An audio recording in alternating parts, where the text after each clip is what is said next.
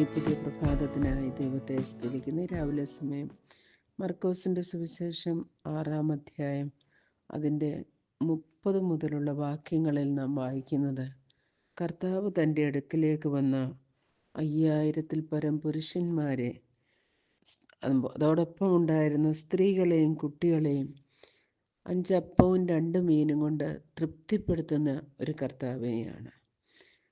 ആ കർത്താവിനെ കുറിച്ച് ഇവിടെ ചില കാര്യങ്ങൾ നമുക്കൊന്ന് ശ്രദ്ധിച്ചു നോക്കാം. ഒന്നാമത്, അതിൻ്റെ 31-ാം വാക്യത്തിൽ നാം വായിക്കാം, വരുന്നവരും പോകുന്നവരും വളരെ ആയിരുന്നതിനാൽ അവർക്ക് ഭക്ഷിപ്പാൻ പോലും സമയമില്ലായകൊണ്ട് അവൻ അവരോട്, നിങ്ങൾ ഒരേകാന്ത സ്ഥലത്ത് വേറിട്ട് വന്ന് അല്പം ആശ്വസിച്ചു കൊള്ളുവീൻ എന്ന് പറഞ്ഞു. ശിഷ്യന്മാരെക്കുറിച്ച് എത്രമാത്രം കരുതലുള്ള കർത്താവാണവൻ. അവർ തങ്ങളുടെ അടുക്കൽ വരുന്നവരെയും പോകുന്നവരെയും ശുശ്രൂഷിച്ച് അനേകർക്ക് വേണ്ടതായ എല്ലാ കാര്യങ്ങളും ക്രമീകരിച്ചു കൊടുത്ത് വളരെ ക്ഷീണിച്ചവരായപ്പോൾ കർത്താവ് പറയാണ്, നിങ്ങളുടെ ശരീരവും മനസ്സും ഒക്കെ ക്ഷീണിച്ചിരിക്കുന്നു, നിങ്ങൾ ഏകാന്ത സ്ഥലത്ത് വന്ന് വേറിട്ട് ആശ്വസിച്ചോളുവിൻ. കർത്താവിന് നമ്മുടെ പ്രകൃതി നന്നായിട്ടറിയാം. നമ്മുടെ ശാരീരികമായ ബുദ്ധിമുട്ടുകൾ, നമ്മുടെ ആത്മീയമായ ആവശ്യങ്ങൾ, ഇത് രണ്ടും നന്നായി അറിയുന്ന ഒരു കർത്താവാണ് നമ്മുടെ കർത്താവ്. വീണ്ടും അതിൻ്റെ 34-ാം വാക്യത്തിൽ നാം ഇങ്ങനെ വായിക്കുന്നു, അവൻ പടകിൽ നിന്നിറങ്ങിയാറെ വലിയ പുരുഷാരത്തെ കണ്ടു. അവർ ഇടയനില്ലാത്ത ആടുകളെ പോലെ ആകൊണ്ട് അവരിൽ മനസ്സലിഞ്ഞ് പലതും ഉപദേശിച്ചു തുടങ്ങി. ഒരു ജനസമൂഹത്തെ കണ്ടപ്പോൾ അവർ ആത്മീയ ദാരിദ്ര്യം അനുഭവിക്കുന്നവരാണ്. അവർക്ക് യഥാർത്ഥത്തിൽ ഉപദേശം എന്തെന്ന് അവർക്ക് തിരിച്ചറിവില്ലാതെ അവർ കുഴഞ്ഞവരായി, ചിന്നിയവരായി, അവരുടെ ഭാരം, അവരുടെ പ്രയാസം അതൊക്കെ അനുഭവിക്കുന്ന ഒരനുഭവത്തിലൂടെ കടന്നു പോകുന്ന ആ ജനത്തെ കണ്ടുകൊണ്ട് കർത്താവിന് മനസ്സലിഞ്ഞു.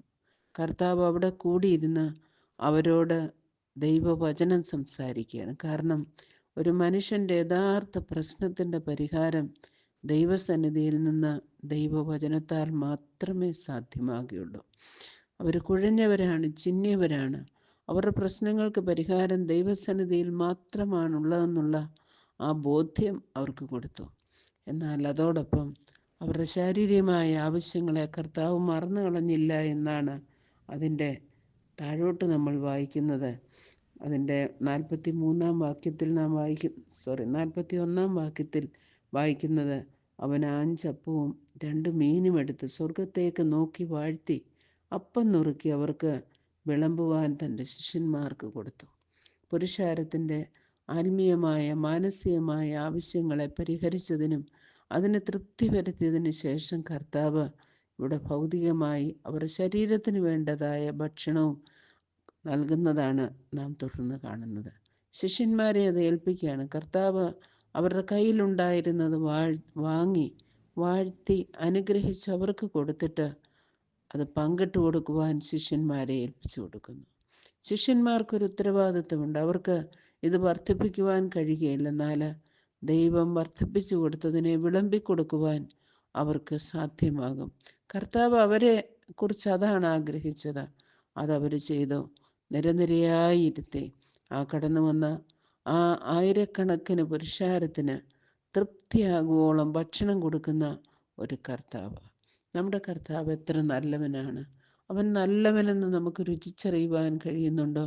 നമ്മുടെ ആവശ്യങ്ങൾ എന്തു തന്നെയായിരുന്നാലും സ്തോത്രത്തോടെ നാം ദൈവത്തോട് അറിയിക്കുമ്പോൾ അവനത് നമ്മുടെ ഏത് പ്രതിസന്ധിയും മഹത്വത്തോടെ തൻ്റെ ധനത്തിനൊത്തോണം പൂർണ്ണമായും തീർത്തു തരുന്നവനാണ് അവൻ. നമ്മുടെ ശാരീരികമായ ആവശ്യങ്ങൾ മാത്രമല്ല, ഭൗതികമായത് മാത്രമല്ല, ആത്മീയമായത്, മാനസികമായത്, ആ ഹൃദയത്തിൻ്റെ അന്തർഭാഗത്തുള്ള സത്യങ്ങൾ നമ്മളെ ഗ്രഹിപ്പിക്കുവാൻ തക്കവണ്ണം അവൻ മതിയായ ദൈവമാണ്. ഈ ദൈവത്തിൽ നമുക്ക് ആശ്രയിക്കാം. നമുക്ക് പഴയ നിയമ പുസ്തകങ്ങൾ നോക്കുമ്പോൾ ഏലിയാവ് അവനോടൊരു കെരീത്ത് തോട്ടിൽ പോയി ഒളിച്ചിരിക്കുവാൻ പറയുമ്പോൾ കർത്താവ് കാക്കയോട് കൽപ്പിച്ച അപ്പമോ ഇറച്ചിയും അവിടെ കൊടുത്തു. ആ കെരീത്ത് തോട്ടിൽ നിന്ന് അവൻ കുടിച്ചു. വീണ്ടും ഒരു സാരെഫാത്തിലെ വിധവയുടെ അടുക്കലേക്ക് അയക്കുമ്പോൾ അല്പം മാവും അല്പം എണ്ണയുമുള്ള തുരുത്തിയെ ദൈവം വർദ്ധിപ്പിച്ചു കൊടുത്തു. ക്ഷാമകാലം തീരുവോളം മൂവാണ്ടും 6 മാസവും അവിടെ ജീവിക്കുവാൻ ദൈവം അനുവാദം കൊടുത്തു. സംരക്ഷണവും സുരക്ഷിതത്വവും കൊടുത്തു. എല്ലാ ആവശ്യങ്ങളിലും കൂടെ ഇരുന്നു. നമ്മുടെ കർത്താവ് നമ്മെക്കുറിച്ച് കരുതലുള്ളവനാണ്. നാം ക്ഷീണിച്ചു പോകുന്നത് എപ്പോഴെന്ന് അവന് കൃത്യമായിട്ടറിയാം.